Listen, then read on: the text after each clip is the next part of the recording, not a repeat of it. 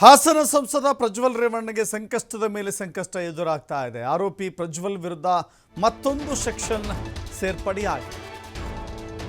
ಮತ್ತೊಂದು section IPC section ಸೇರ್ಪಡೆಯಾಗಿದೆ. IT ಕಾಯ್ದೆಯ ಸೆಕ್ಷನ್ ಅದು 66E ಅಂತ ಹೇಳಿ ವಿಡಿಯೋ ಚಿತ್ರೀಕರಣ ಹಂಚಿಕೆ ಆರೋಪದಲ್ಲಿ ಈ ಸೆಕ್ಷನ್ ಇದೆ. ಮುಂಚೆಯೂ ಕೂಡ ಐಟಿ ಸೆಕ್ಷನ್ ಇತ್ತು,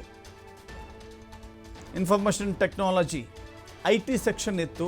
ಐಟಿ ಸೆಕ್ಷನ್ ಮಧ್ಯೆ ಈ ಒಂದು ಪ್ರಕರಣ, ಈ ಒಂದು ಸೆಕ್ಷನ್ ಮಿಸ್ ಆಗಿತ್ತು. ಹೀಗಾಗಿ 66E ಎನ್ನುವ ಹೊಸ ಸೆಕ್ಷನನ್ನು ಸೇರ್ಪಡೆ ಮಾಡಿದ್ದಾರೆ. ಅದಕ್ಕೆ ಕಾರಣ ಅಂತ ಹೇಳಿದ್ರೆ, ಈ ಕಂಪ್ಲೀಟ್ ಪ್ರಕರಣದಲ್ಲಿ ತಾಂತ್ರಿಕ ಸಾಕ್ಷ್ಯಗಳನ್ನು ಅತ್ಯಂತ ಹೆಚ್ಚಾಗಿ ಫೋಕಸ್ ಮಾಡಬೇಕಾಗಿದೆ. ತಾಂತ್ರಿಕ ಉಪಕರಣಗಳೇ ಇಲ್ಲಿ ಹೆಚ್ಚಿನ ಸಾಕ್ಷ್ಯವನ್ನು ಒದಗಿಸ್ತಾ ಇವೆ. ವಿಡಿಯೋ ರೆಕಾರ್ಡ್ ಮಾಡಿರುವಂಥ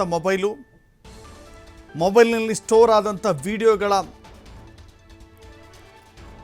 ಸೆಂಡ್ ಮಾಡಿರೋದು, ಆ ವಿಡಿಯೋಗಳನ್ನು ಇನ್ನೊಂದು ಮೊಬೈಲ್ಗೆ ಸೆಂಡ್ ಮಾಡ್ಕೊಂಡಿರುವಂಥದ್ದು, ಅದನ್ನು ಚಿಪ್ಗಳಿಗೋ ಮೆಮರಿ ಕಾರ್ಡ್ಗಳಿಗೋ ಅಥವಾ ಪೆನ್ ಡ್ರೈವ್ಗಳಿಗೋ ಅಥವಾ ಇನ್ನಿತರ ವಸ್ತುಗಳಿಗೆ ವರ್ಗಾವಣೆ ಮಾಡಿಕೊಂಡಿರುವ ವಿಚಾರ. ಹೀಗೆ ಇದೊಂದು ಪ್ರಕರಣವನ್ನು ಸೇರ್ಪಡೆ ಮಾಡಲಾಗಿದೆ. ಈ ಪ್ರಕರಣದ ಅನ್ವಯ ಪ್ರಜ್ವಲ್ ರೇವಣ್ಣ ಅವರು ಬಳಸುತ್ತಿದ್ದಂಥ ಮೊಬೈಲು, ಅವರು ಟ್ಯಾಬ್ ಬಳಸ್ತಿದ್ರೆ ಟ್ಯಾಬು, ಅವರ ಸಿಮ್ ಕಾರ್ಡ್ಗಳು, ಅವರು ಬಳಸ್ತಾ ಇದ್ದಂಥ ಕಂಪ್ಯೂಟರ್ಗಳು, ಅವರ ಮನೆಯಲ್ಲಿ ದೊರೆಯುವಂಥ ಎಲ್ಲ ಎಲೆಕ್ಟ್ರಾನಿಕ್ ಉಪಕರಣಗಳನ್ನು ಸೀಸ್ ಮಾಡಲಾಗತ್ತೆ.